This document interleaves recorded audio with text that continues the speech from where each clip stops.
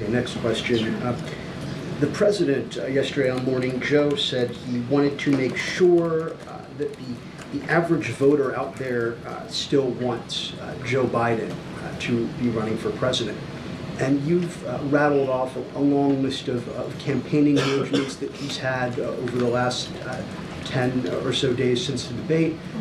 Those engagements, whenever the president travels, whether it's part of the campaign or official travel, there are advance teams. People who get near him are screened either by the Secret Service or the campaign or both.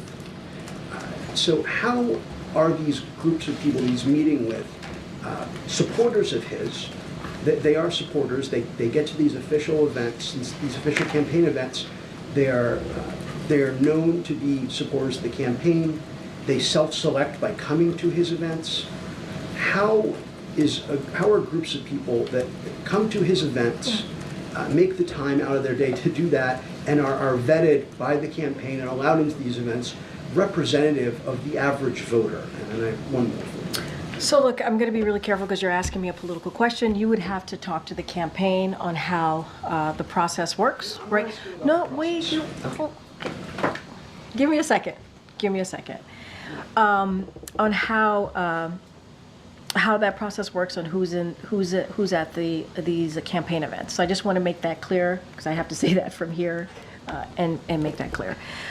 I would remind you that 14 million people, this is something that I can talk about, voted for the president in the primary. That's 87% of the vote. That matters. Those numbers matter. So that is kind of a reality, a data point that matters as well. And so I'll just leave it there. But I think it does matter. I hear the question that you're asking. He's still engaging with everyday people. He's still hearing directly from them. They're still sharing information, sharing how they feel, sharing how they see the future of his presidency, and I think that matters as well.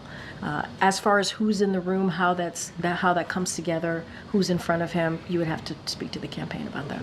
And last thing, you've described his engagements with Dr. O'Connor on a regular basis as check-ins. That's what you've described him having after the debate, a check-in versus an exam. Can you elaborate on what the difference is between a check-in and an exam? At these check-ins, does Dr. O'Connor or another staff member take the president's vitals or anything like that? So I've talked about this on Friday. They're verbal check-ins with the president. They check in. As the president's exercising, that's usually how this happens.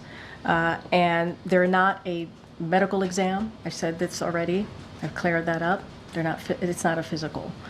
It is a verbal check-in that the president does multiple times with his doctor. It's normally as he's working out.